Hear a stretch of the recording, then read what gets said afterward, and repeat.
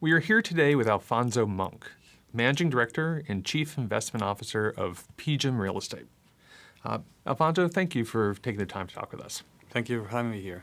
At PGIM, your responsibility is the Americas. So let me ask you a question about geographic investment in general, right? So the Americas, the scope of that is the U.S. and Latin America. What geographic areas do you see as the most interesting right now, or not interesting right now, and why? Thanks, Todd. Yes, we are at PGIM Real Estate. We're very active in the U.S. Obviously, where 90% of our activity in the Americas is concentrated, and then about 10% of our assets or investments are located in Latin America, and primarily focused on Mexico, Chile, and Brazil. Those are the markets that we actually invest on in Latin America. With respect to the regions, we pretty much are active everywhere, depending on type of asset and depending where on the cycle. We are still very optimistic and investing considerable capital in the U.S. I think even though it's a mature market, it does present a lot of opportunities. This part of the cycle has been interesting, given that it's presenting very attractive investment opportunities in certain sectors for us. And we also seen it because we haven't seen a lot of supply coming into the pipeline in this sector. So we typically invest within the U.S. in main gateway markets and what we call the smile of the U.S., which is the coastal areas, anywhere from the East Coast down to the Southeast and then the West Coast. For that matter, we're less concentrated what we call in the middle of the U.S., except for the Texan market. And again, in Latin America, we are probably one of the largest, if not the largest, international investor in Mexico. We've been operating in Mexico for over 15 years. So we're very optimistic and bullish on that market, and I can explain why, particularly in the industrial sector. And now more recently, we're going back to Brazil because as opposed to Mexico, has gone through a lot of ups and downs and economic issues and somewhat of a distress over the last couple of years, both politically and economically. So we're going back to the market with a view of more of an opportunistic view. I think it's going to present very, very interesting opportunities. So overall, as you can see, we're present around the Americas, and we're very focused primarily on what we call core plus, and value-added strategies. I'm going to ask you about what sectors you're interested in investing in just a moment, but leaving that aside, what is it about the smile parts of the U.S. and your investments in Mexico that has made that interesting for PGIM Real Estate from an investment perspective? Right. We typically, in our view, we concentrate our real estate investments where we see economic growth. And then economic growth is typically driven by demographic and employment growth.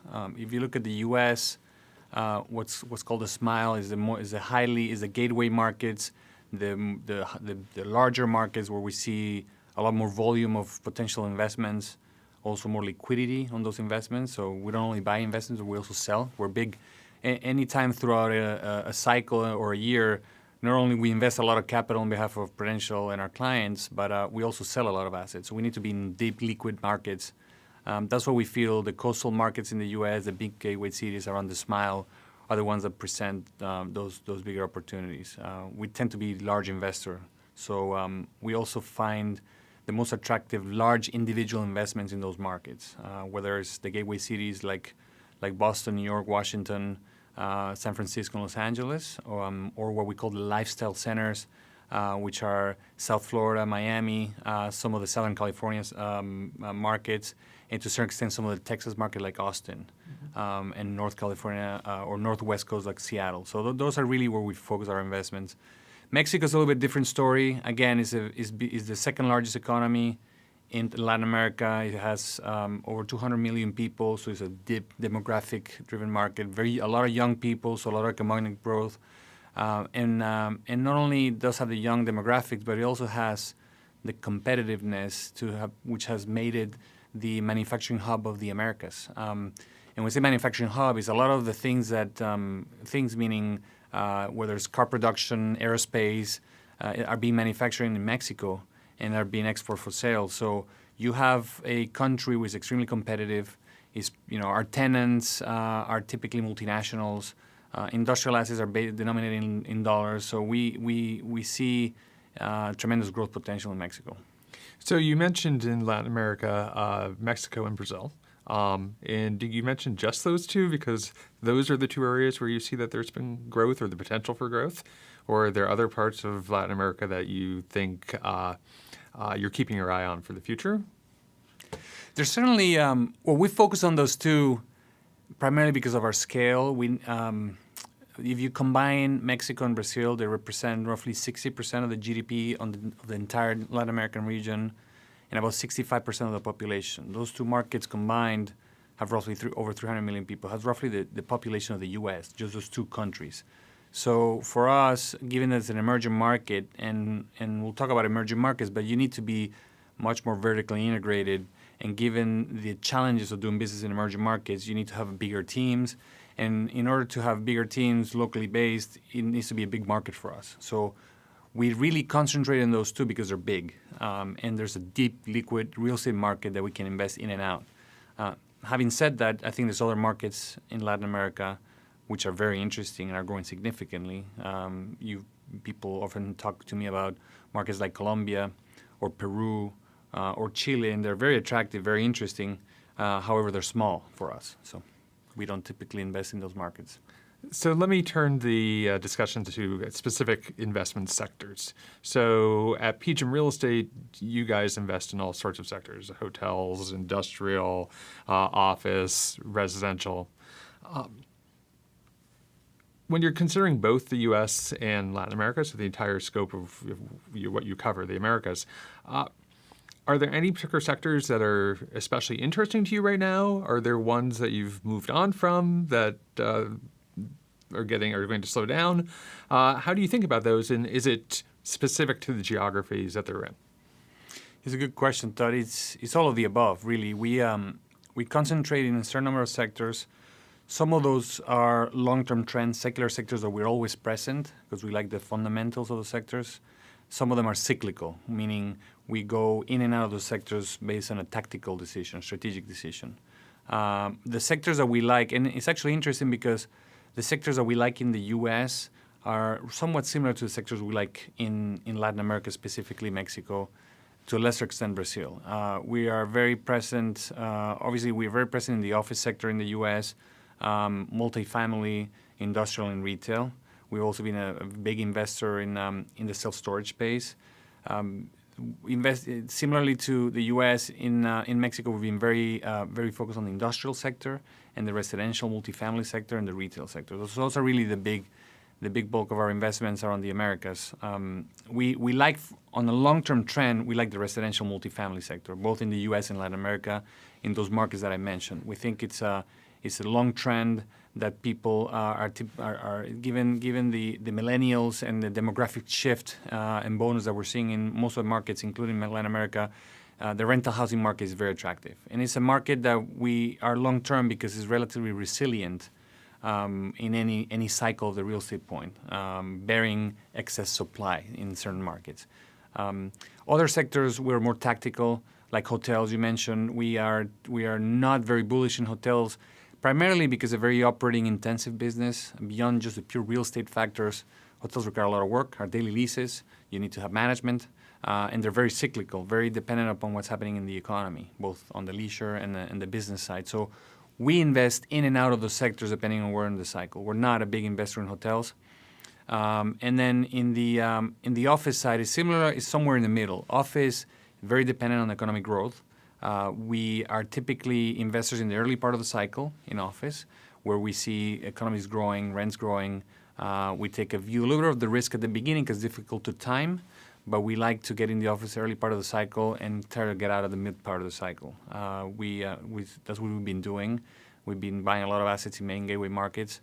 In Latin America, it's even more difficult because Latin American markets like Mexico, Mexico City, or in Brazil, Rio de Janeiro, and Sao Paulo, are prone to have a lot of supply coming in. Building an office asset takes 3 years. So by the time you start building, it might look like a good market. That happens in the US as well. When you're done building the asset, all of a sudden you realize the market's oversupplied. So markets like Mexico City and Brazil have over 20% vacancies in the office sector. So we're somewhat tactical in those markets. More recently, we're becoming very optimistic on industrial, particularly, as I mentioned, Mexico, but also the U.S. We're investing more in industrial. whether it's mainly logistics and distribution or light assembly and manufacturing. A lot of it is driven by a lot of the talk that everybody knows, which is the growth in e-commerce. The Amazons of the world are increasingly demanding more industrial space, particularly last mile distribution. So we're doing a lot of development there, both in the U.S. and Mexico. And in contrast, in the retail sector, we were very negative over the last, I would say, 5 years. Post-financial crisis, we're extremely negative because the retail sector went through a shift where you see people's tastes changing. There's a lot of discussion about it, also impacted by e-commerce. So the big fortress, the big malls that we've been seeing in the U.S. being built over the last 25 years, the malls in those cities and suburbs, which are anchored by a big department store, like the Sears and the JCPenney's, those are suffering right now. People are changing their tastes. We've been away from those malls. The good ones, the really fortress ones, are still doing well, but the retail sector is changing and shifting. It's shifting more towards what we call lifestyle centers. Mm-hmm. So rather than just going shopping into a mall, you got to go and find an activity, a leisurely activity. And we've recently, over the last 12 to 18 months in the U.S., invested around that smile that I mentioned, those coastal markets, in leisure centers, which are open air, leisure, which combine shopping with activities, and we've been relatively successful. So again, staying away a little bit from hotels, a little bit away from office, focusing on retail, industrial, and multifamily. And the last piece I would say, we started to look, and we've been a pioneer doing other asset classes. So we are a big investor in self-storage. We think it's a great sector, very resilient, like multifamily over a cycle. We like it. We'll continue to do so, mainly in the U.S. And then we're starting to look at other sectors, whether it's student housing, whether it's manufactured housing, and trying to analyze going forward if those are going to be interesting sectors to invest on. So when I listen to you talk about these various sectors and geographies that you invest in, there are a couple of themes that come out. One is you're looking for growth. Another is that you're looking at for resiliency across the cycle. When you likely some of the risks that you perceive is, well, maybe the growth doesn't materialize, et cetera, right? But when you look at the positions that you have, the investments that you tend to make, what are the major risks that you monitor? Right, so whether it's the growth risk that I mentioned or political risk in Mexico, what is the kind of thing that you just keep tabs on? Yeah, it's interesting. It's different, obviously, in the U.S. than in Latin America because being a developed and mature market versus an emerging market, it's also different between asset classes and even within the U.S. locations. We in the U.S. we're really focused on economic growth. And given that the U.S. is going through a period of somewhat slow economic growth, is really seeking those regional locations which are standing out from others. Employment growth is a big factor. Going back to the coastal markets, those sectors that are driving the employment growth, and some part of the cycle is technology, some part of the cycle is energy, or going away from those that are losing jobs is really how we monitor those risks in the U.S. That's the risk on the growth. And the second risk we monitor is supply. Interesting thing about supply in this part of the cycle, in this real estate cycle post-financial crisis in 2008 and 2009, is that we really haven't seen excess supply throughout the U.S. in all markets. So it's been a good thing. But the economic growth driven by employment has been very uneven.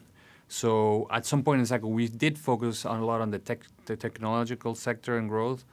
We invested heavily in California, Southern California, Northern California, all the way to Portland and Seattle. That has seen a lot of employment growth driven by tech, which is now taking a little bit of a pause, and we are as well taking a little bit of a pause. We're just assessing what's going to happen with that sector. Luckily enough, we identified, and it's more luck rather than being very smart, that the energy sector, particularly oil, was taking a little bit of a hit, and we kind of stopped. We had some investments in the Texas region, particularly Houston. We kind of stopped those at the right time. We have our land positions there because at some point that will come back. And then really, I think the west of the Mississippi is where we've seen a lot of the growth. The East Coast, Northeast, because it's driven a lot by services, and areas like New York about financial services, it hasn't been a sector that has grown a lot. So we we have to identify those risks. And again, places like the Southeast, Atlanta, all the way down to South Florida, Miami, lifestyle centers, particularly Miami, being focused on trade with Latin America has been very successful for us. And we identify those sectors going in and out at the right time. In Latin America, it's a little bit different, the risks. You obviously look at those economic growth and supply, but you look at much more political risk that you do in the U.S. The political situation in countries like Mexico and Brazil have a tremendous impact in businesses, including real estate. So, for instance, we were a big investor in Mexico in the residential sector, in the low-income housing sector. We would buy land and develop houses. A new government came into place in Mexico, changed the rules for the financing and subsidies of that sector, and the business disappeared. So we were at the mercy of the political situation. So that's you have to monitor. Second thing, or actually, one of the most important risks you monitor is the rule of law. Mm-hmm. In the U.S., you take it for granted. Mm-hmm. You have a rule of law, a court system that works. If something doesn't work very well, you go and take your rights as an investor or as an individual and take it to court and make sure and things are going to work. In the places like Latin America, Mexico, Brazil, the rule of law is not there yet. So safeguarding your investments, your capital, making sure that things like corruption, which is there, thinking things like systems aren't working, taking too long, is a very, very big risk. So that together with political situation. Lastly, currencies. In the U.S., again, we take for granted that everything's in U.S. dollars, which is a very stable, strong currency. When you invest in Mexico or Brazil, you have the Mexican peso or the Brazilian real, which adds another factor to the risk. And lastly, things like inflation. If you look at the inflation levels in Brazil, which have been up to 10% range, you really have to monitor a lot of these things before you make investments. The operating risk, the cost of doing business in Latin America is much higher than the U.S. So you have to be prepared for that. So let me ask you about emerging markets. So through your career, you've covered and worked in lots of different places. So Latin America, Europe. How should real estate investors nowadays be thinking about real estate in emerging markets? Is it something to be excited about? Is it something to be wary of? Should you both be excited and cautious? What advice do you have? Actually, you said it. I think, or we think, and having lived myself in a lot of these markets and invested a lot of capital on behalf of our clients, you have to be very excited, but very cautious. They're very volatile markets, as everybody knows. Emerging markets, on one hand, I'm a true believer that are not decoupled with the main economies around the world, but they do have a lot of more variability or volatility. So you have to be really careful before you invest. Going into a market like this without knowing it or without spending enough time, you're prone to make a mistake. These markets require a lot more attention. So I mentioned earlier, understanding the rule of law in each of these markets. Very different in the U.S. People, just to give you an anecdotal example, if you were to foreclose a mortgage in Brazil, you could be there for 13 years foreclosing a mortgage. Where in the U.S., depending obviously on the submarket, Texas is different than New York City. It could be a process of 30 days, right? Evicting somebody from your asset, whether there's a tenant or whether there's where there's an owner, evicting them. It's a never-ending process. So rule of law, which is combined with corruption, is kind of the foundation you need to understand very well. Having said that, those risks present also outsized reward opportunities as compared to developed markets. Secondly, is making sure that you have a good, strong local team, whether you have it yourself within an organization or you partner with a very strong local team. Being local, it's an extremely important factor of the emerging markets because you can't do it from a distance. There's so many things going on. And if you have a local team or you have a partner that is local, make sure you due diligence that partner because oftentimes they don't operate the same way we're used to operating in developed markets like the U.S. So you have to really make sure you have the best in class, if you will, of your partners. And then make sure you understand all the different risks that are surrounding an emerging market, whether it's currency, whether it's inflation, whether it's administration and bureaucracy, whether there's environmental issues that are very different than in the U.S., whether there's zoning and planning and permitting issues, which is, again, very different than developed markets like the U.S. But it sounds negative because there's a lot of things you need to take care of when you invest. but it brings outside returns. Our returns and our experience in markets like Mexico has been extraordinary. We've been there for 15 years. Once you have a strong local team, for instance, we have a 70-people team down in Mexico City, bigger than we would have given the assets that we manage in other markets. But it's really make us understand the market really well. And we manage anywhere from closed-ended funds to publicly traded vehicles. In Mexico, we've been very successful, and the returns have been very attractive. Again, investing in emerging markets, a component of it is outsized returns. But I would say that for real estate investors, there's also a component of diversification. Because these markets have different, are not as correlated, although not decoupled, they're not as correlated as the U.S. So I think being able to diversify your capital around the world is an important factor, right? So let me turn to that idea of capital. So you mentioned earlier, PGIM Real Estate has core plus, value added. Where is the capital coming from? Investing in the Americas. So who is the capital? Where is the capital going? So where are the investors interested in, and where are they looking for in their investments? Yeah, it's interesting because your question, Todd, because there's a lot of shifts going on in sources of capital and capital destinations, if you will. Historically, the capital that PGIM Real Estate manages was very U.S.-centric. The bulk of our investors, aside from Prudential, which is our parent company, is U.S. institutions, mainly pension plans. Because the pension plan system is changing itself from a defined benefit to a defined contribution, and because these plans are in a stage of maturity very different than they were decades ago, where now you're starting to pay out more benefits versus just collecting, it's shifting. A lot of the U.S. plans, U.S. institutional investors have reached, for the most part, their allocation in real estate. Therefore, you're seeing a lot less inflows. You're still seeing it because some of their investors are maturing and are churning. But U.S. investor base is still there, very big. It's probably still the biggest and is our biggest client. But we're seeing them now becoming a little bit saturated with the U.S. specifically, and now embarking more on international expansion. The difference is historically they embarked in an international expansion in a more opportunistic fashion, looking for those higher returns, mainly in Europe and Asia and Latin America. I think the U.S. investors are now seeing that there's a merit to do lower risk, lower return, but more stable investments in those international markets. So we have in Mexico, for instance, we run we're the manager of a REIT, a real estate investment trust, which is publicly traded, which is more of a core value-added return for Mexico, but they're much more stable, controlled assets. And I think you're seeing that in Europe and Asia. In contrast to the U.S. investor shift, we're seeing a lot more international investors coming into the U.S. and actually investing in real estate generally. And there's 2 or 3 different classes. There's the big sovereign wealth funds, which have been doing it for a little while, but continue to increase, whether from the Middle East, from Europe, or from Asia. They're focused on high-quality assets, strong markets, large investments, and we've been working with sovereign wealth funds for a while now. Some of which are being impacted by the oil prices, but for the most part, they're still very strong.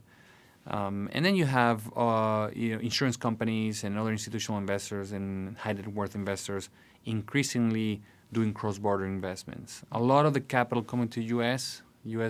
Being viewed as a safety net, right, for their capital. But a lot of capital going to other places, whether it's Europe or Latin America. And I think that's a very attractive shift because we're not so dependent from the same type of investors. We're now seeing a truly global investor base in real estate, and real estate becoming a very well-accepted institutional asset class, which historically wasn't the case. I would say the last interesting point about investors that we're seeing is the emerging of the new investors.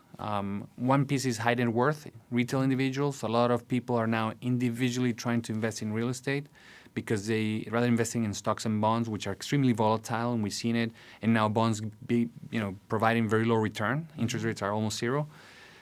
They like real estate. They see it as an attractive alternative, stable.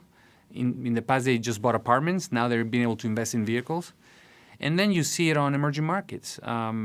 the emergence of, because of the creation of wealth in the emerging markets, there's a big emergence of pension plans in the U.S. where we have as our investor base, for instance, in Mexico, all the Mexican pension funds, which is new. They've just been recently being allowed to invest in real estate. So we manage a lot of the capital for whether it's Chilean pension funds or Mexican pension plans into real estate. And that's something new. I'm talking about new about 24 months, 24 to 36 months, 3 years at max. And we've seen it now, them investing in their own country. I think the trend is going to be both Latin American or Asian pension plans now starting to invest in other countries around the world. So great news, more diversified capital base, and I think the asset class is going to continue to grow.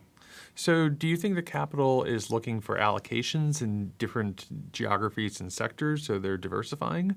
Or do you think it's more mobile, that it's moving from area to area, sector to sector in search of returns and yield? I think it's a combination. Okay. There's a big portion, depending on the size of that capital source, but there's a big portion that wants permanent allocation to real estate, given its correlation or lack of correlation with other asset classes like equities and debt, stability and the yield. Income generation aspect of real estate is something that is very important. It generates recurring income on a quarterly or annual basis, which other asset classes don't provide. And at the same time, you have a base. So you have a good amount of capital sources focused on a permanent allocation. You have the more sophisticated investors, managers or investors who are big enough, who have not only a good base of permanent allocation, but are tactical, whether they want to go in and out of certain markets, depending on the fundamental of those markets. And when I say fundamentals, is basically the pricing almost. A lot of the real estate is dictated by its pricing. When we feel pricing is attractive and the income that it's producing is attractive, a lot of capital goes into it.